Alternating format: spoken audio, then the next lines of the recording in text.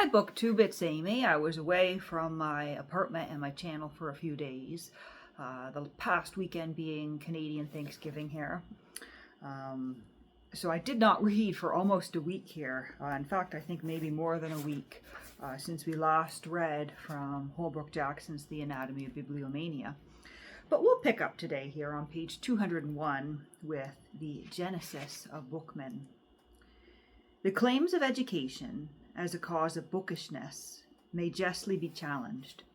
Even the accidental presence of books in small or great numbers is no inducement, except when opportunity and inclination coincide. Bookishness arises mysteriously out of hidden consciousness from some unknown predisposition which our psychologists have yet to explain. Nor shall I adventure in those uncertain realms. Rushing in where angels fear to tread is not my humor. I risk no such abandonment. This treatise is reasonably developed from example and precedent to inference and conclusion.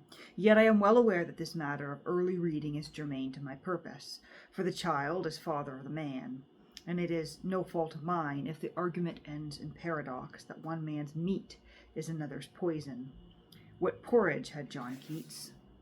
We cannot answer, nor can we answer what porridge makes great readers. This much, however, I can say and shall prove, namely, that they begin young and not necessarily with children's books, nor yet are they attracted by those religious works which have consoled so many grown men and women. Doubtless the young, like so many of their elders, have an inclination against books which they ought to read, and it perchance was an irony that Henry Fielding made young Joseph Andrews a devoted reader of the Bible. The whole duty of man, Thomas A. Kempis, and as often as he would, without being perceived, that great book which lay open in the hall window, wherein he learnt how the devil had carried away half a church in sermon time without hurting one of the congregation, and how a field of corn run down a hill with all the trees upon it, and covered another man's meadow, which sufficiently assured Parson Adams that the good book meant could be no other than Baker's Chronicle. Quote there from, it just says Joseph Andrews. Not all readers remember how they came to read, for reading is learnt rather than taught, and the ease with which so many acquire it proves it is one of mankind's most natural endowments. And I'm just thinking, I myself do not remember how I came to read. It seems as though I've always been reading. You know, my first memories that I can remember from around the age of 3. I swear I already knew how to read. I knew how to figure out a book once set in front of me. I don't ever remember, the process of learning to read. Men must be reading. Before books, they read the stars, the winds, the movements of birds and beasts, beginning early, moved by instinct as much as, or even more than by the brain. So with books, there are many examples of early bookish instincts, but I will only point at some of the chiefest, as that of Song's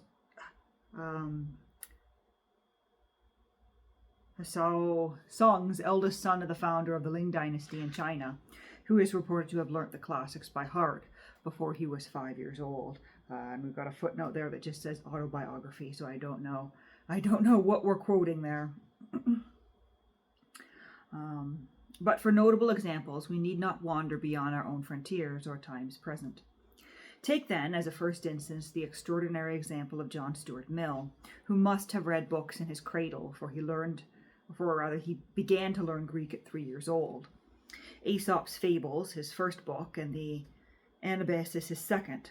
He had no Latin until he had reached the advanced age of 8, and by that time he had been through the whole of Herodotus, Xenophon's Cyropaedia, and Memorials of Socrates, some of the lives of the philosophers by Diogenes, part of Lucian, the Iliad, Isocrates, and Demosium, and ad Nicolum, the first 6 dialogues in the common arrangement of Plato, from the Etherion to the Theaetetus inclusive. Goodness, lots of ancient Greek names there.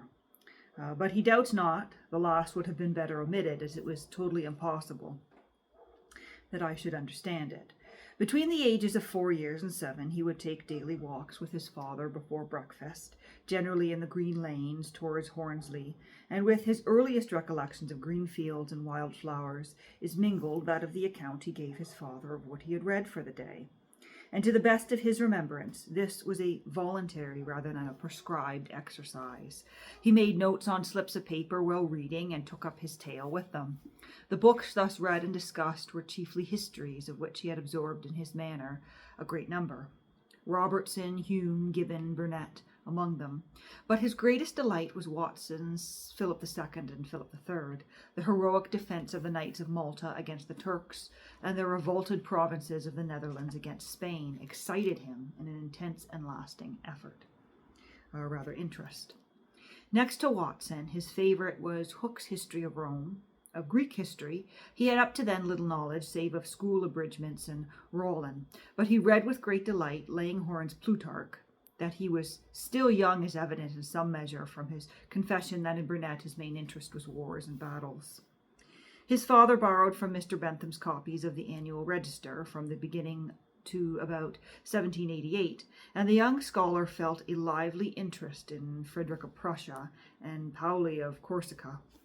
But his tender years asserted themselves again, for he gives out that when he came to the American War, I took my part like a child, as I was until set right by my father, on the wrong side, because it was called the English side.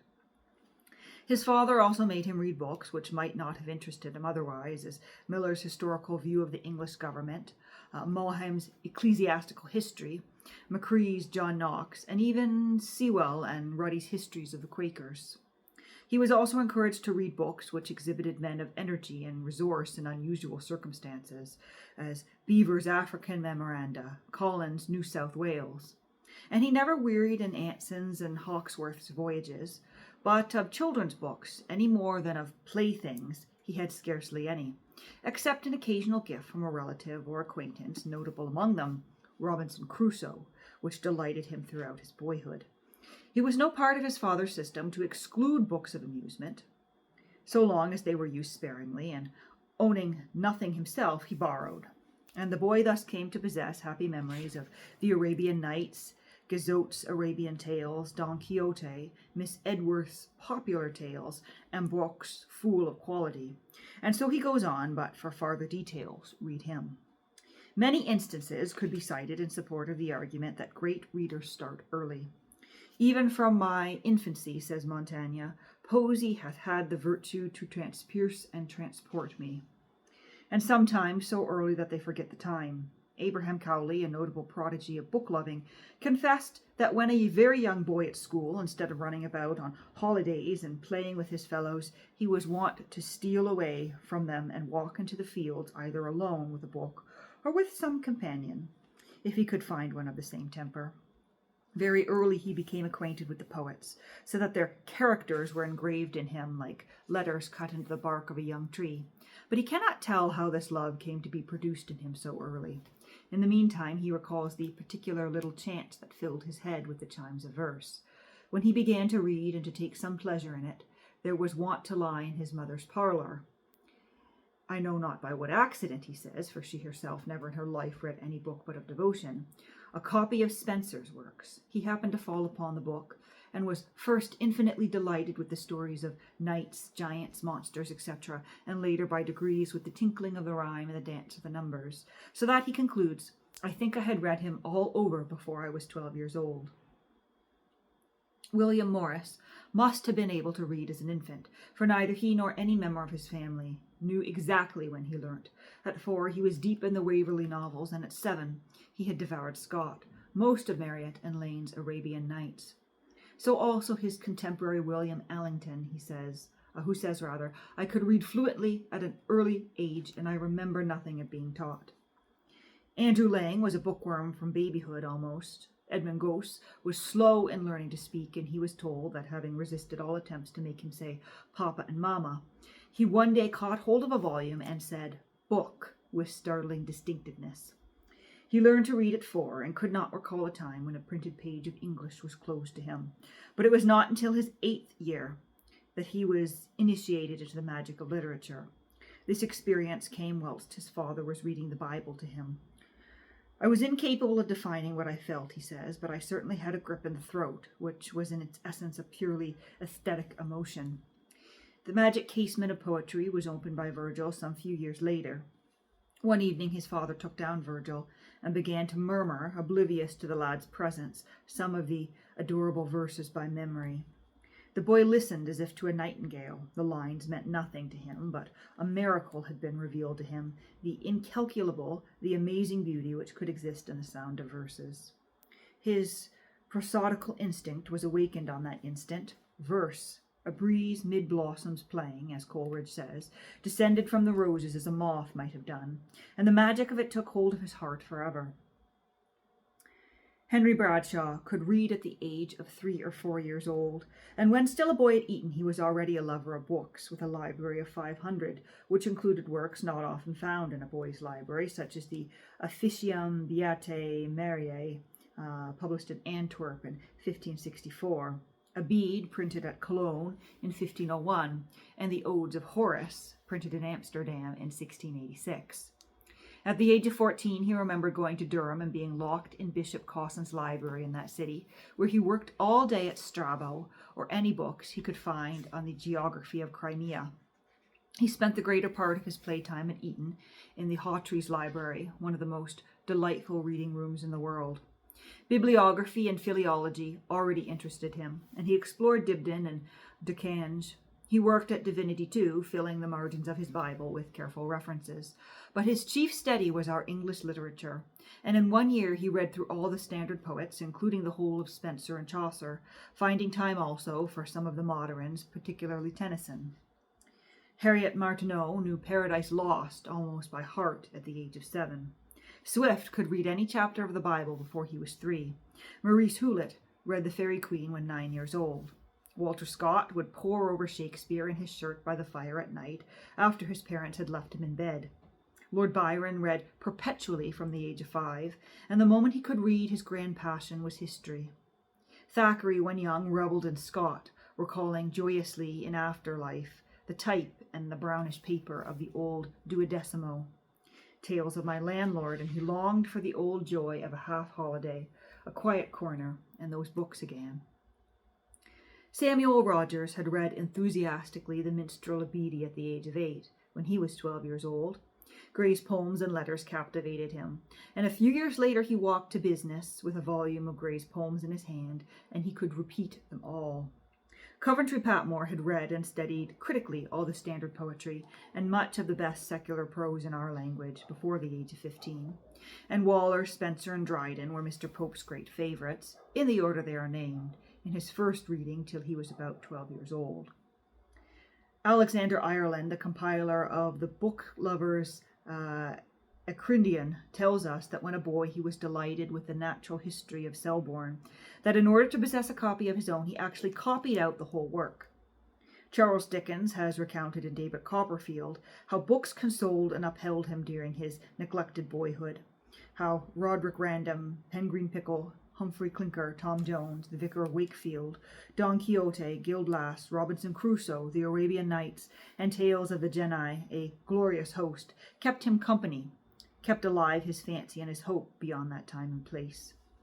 Goethe was interested in books from early childhood, and when he passed out of the age of picture books, he discovered Ovid's Metamorphoses, the first part of which he studied carefully. But these somewhat coarse and questionable antiquities were replaced by Fenelon's Telemaque. Robinson Crusoe was added betimes, and when the island of Felsenburgh and Anson's voyage around the world, then the island of Felsenburgh and Anson's voyage around the world. He has enthusiastic memories of how he and his brothers and sisters reveled in the Volksbücher, or as we say, chapbooks, precious survivals from the Middle Ages. They were printed from stereotypes on hideous, absorbent paper and barely legible. But these were advantages, for when they had read, worn out, or otherwise damaged the Ulluspiegel, Fair Melusina, and Wandering Jew, and the rest, they could easily procure more and renew a feast which they preferred to sweetmeats. And our footnote is pointing us to Poetry and Truth, translated by M.S. Smith. Wordsworth as a child was an omnivorous reader, devouring such books as Tom Jones, Don Quixote, Gil Blas, Gulliver's Travels, and The Tale of a Tub. And between 9 and 10 years of age, he first tasted the flavor of poetry. Twice 5 years, or less, I might have seen, when first my mind with conscious pleasure opened to the charm of words in a tuneful order found them sweet, for their own sakes a passion and a power, the phrases pleased me chosen for delight, for pomp or love. At 6 years old, Frederick W. Myers read Virgil with the help of an interlineal translation given him by his father. He never forgot the experience. The scene was stamped on his mind, the anteroom of the parsonage with its floor of bright matting and its glass door into the garden through which the flooding sunlight came. Well, I pored over the new revelation with awestruck joy. This early burst of admiration for Virgil was followed by a growing passion for one after another of the Greek and Latin poets. From 10 to 16, he lived much in the inward recital of Homer, Aclius, Lucretius, Horace, and Ovid. And the reading of Plato's Gorgias at 14 was a great event. But the study of Plato's Phaedro at 16 effected upon him a kind of conversion. The discovery of Sappho at 17 brought an access of intoxicating joy. But he always returned to Virgil, of whose mind he was ever the most intimate and adoring disciple. At the age of 7, Francis Thompson was reading poetry, and, overwhelmed by feeling of which he knew not the meaning, had found his way to the heart of Shakespeare and Coleridge. At the age of 9, Stanley Baldwin had read Malory's Morte d'Arthur, and knew Peter Simple and Midshipman Easy by heart. Eugene Field coveted the books in his grandmother's case when he was 7. And he says, I had learned to read I know not when, but at that age he was familiar, not only with the hymns of Watts and Wellesley, but with the annual reports of the American Tract Society. John Addington Symonds read and was deeply moved by Shakespeare's Venus and Adonis at the age of 10. From the time he was 3 years old, Macaulay read incessantly at all times and places, becoming perhaps the world's greatest reader. As a child, he loved to read lying on the rug before the fire, his books on the rug and a piece of bread and butter in his hand. A very clever woman, who then lived in the house at Clapham, tells how he used to sit in his nankeen frock, perched on the table by her as she was cleaning the plate, and expounding to her out of a volume as big as himself. Books were his toys, and when taking a walk, he loved to expound to mother or nurse in language far above his years what he was reading. John Ruskin, on the other hand, like John Stuart Mill, was trained to books by his parents. They read to him and he to them. His mother trained him to the Bible, chapter by chapter of every book, year by year, and his father read to him Shakespeare, Scott, Don Quixote, Pope, and Byron, and most English classics, and at 5 he was a bookworm.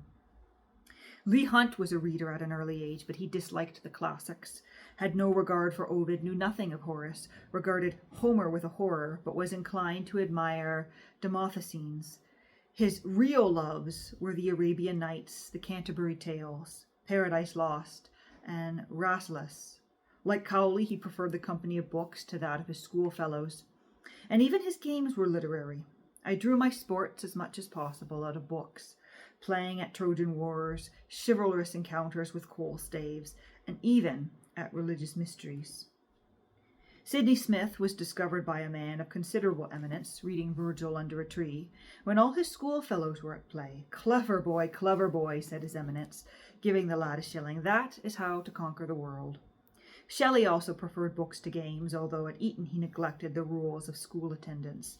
He translated half of Pliny's Natural History into English, and he adventured enthusiastically into the literature of magic and witchcraft. Coleridge took little pleasure in boyish games when at school, but read incessantly. His aunt kept a small shop at Credenton, and there he read through the stock of gilt-covered little books, and likewise all the uncovered tales of Tom Hickathrift, Jack the Giant Killer, etc.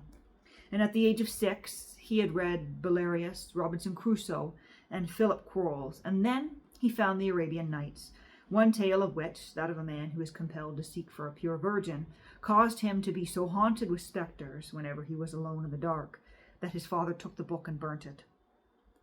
Dr. Johnson could read at 3, when he was a child in petticoats. His mother put the Book of Common Prayer into his hands, and pointing to the collect for the day, said, "Sam, you must get this by heart." She then went upstairs, leaving him to steady it, but before she had reached the second floor, Sam followed her and repeated it distinctly, though he could not have read it more than twice. He read so very hard in his youth that he claimed to have known as much at 18 as he did at 54. As soon as the use of speech had prepared my infant reason for the admission of knowledge, saith Gibbon, I was taught the arts of reading, writing, and arithmetic. So remote is the date, so vague is the memory of their origin in myself, that were not the error corrected by analogy, I should be tempted to conceive them as innate. Between the ages of 9 and 11, he had mastered Pope's Homer, Dryden's Virgil, and Ovid's Metamorphoses, deriving more pleasure from this last than from the others, especially in the fall of Phaeton and the speeches of Ajax and Ulysses. Like him, Montaigne also was early impressed by Ovid. The first taste or feeling I had of books was of pleasure I took in reading the fables of Ovid's Metamorphoses, for, being but 7 or 8 years old, I would steal and sequester myself from all other delights, only to read them. Petrarch could enjoy the music of prose long before he could understand its meaning. When older boys were yawning over Prosper and Aesop, he says, I applied myself to the books of Cicero. I could understand nothing. Simply the sweetness and harmony of the language enchained me, so that whatever else I heard or read sounded to me harsh and even discordant. Kinglake tells in Eothen how his mother taught him in his earliest childhood to find a home in his saddle and to love old Homer and all that Homer sung. He pored over the Odyssey as over a storybook, but the Iliad, line by line, he clasped to his brain with reverence as well as with love. He was told by the writer of the preface in the towering folio that the works of men's hands were folly and vanity and would pass away like the dreams of a child, but that the kingdom of Homer would endure forever and ever. He assented with all his soul. I read and still read. I came to know Homer. When but 11 years old, that sturdy reformer William Cobbett, attracted by the title of The Tale of a Tub, displayed in a shop window at Richmond, bought it in place of his supper for 3 pence. His whole fortune. So impatient was I to examine it, he tells, that I got over into a field at the upper corner of Kew Gardens and sat down to read on the shady side of a haystack. I read on till it was dark without any thought of supper or bed. When I could no longer see, I put it into my pocket and fell asleep beside the stack till the birds awakened me in the morning, and then I started off, still reading my little book. I could relish nothing beside. I carried it about with me whenever I went, till, when about 20 years old, I lost it in a box that fell overboard in the Bay of Fundy. And our footnote says from the Book Lovers Anthology, lost your book in the Bay of Fundy. Not very many people can say they've done that. Herbert Spencer was prompted to read by Sandford and Merton, but he learned to read late in boyhood. So also Mark Pattison, who consistently forgot what he read until his youth was ended. His early passion was for natural history, and Gilbert White, his favourite. But by the time he entered Oxford at 19, he had read Sallust through, about a dozen speeches of Cicero, 20 books of Livy, Virgil through, Horace through, Juvenal through, Persis through, Caesar through, Terence through. In Greek, the Gospels and Acts, Xenophon's Anabasis, Herodotus, Thucydides, some 6 or 7 orations of Demosthenes. Goodness, I've heard how that one is pronounced, but every time I try to pronounce it from my own tongue, the vowel sounds just don't come out right. Homer's Iliad, Pindar, Sophocles, Achilles, Porson's 4 plays of Euripides, 7 plays of Aristophanes, all these, he says, not in scraps, but through. Don Quixote was the first book read by Heinrich Heine when he was only, in some measure, acquainted with the alphabet. There is no record of early or unusual reading on the part of Tolstoy, but up to the age of 14 he had been influenced by the story of Joseph from the Bible, the 40 Thieves, and the Prince Camaralzaman from the Arabian Nights, Pushkin's Tales and his poem Napoleon, and Pogorelsky's Black Hen. Benjamin Disraeli, who claimed to have been born in a library, was an early and swift reader. When he had a new book at school, he shared it with his friend Jones, and they read together, but Jones was still in the middle of the page when Ben had run through it. He had read so much and heard so much talk of books from his father that no difficulties held him up. Little Jones would sigh at this, say "Morose," and guessing his distress, Benjamin smiled and said with great kindness, "I can wait." When Napoleon had forced Blucher to retreat near buoyancy, he recognized a tree he recognized a tree nearby under which he had sat as a boy of 12, reading Tasso. I could continue these instances ad infinitum, almost, but since it is necessary to stop somewhere, lest we should run to infinity, it is best to stop where, as in this instance, the theme is sufficiently expounded, and the contention which I began with, namely that great readers show by the early symptoms of their capacity that they were born, not made, is proved. Bringing that to an end here on page 210, that rather lengthy section, which I think is starting to test my voice here at 25 minutes in. So we'll end it at that for today. The next section is titled Readers Who Never Weary.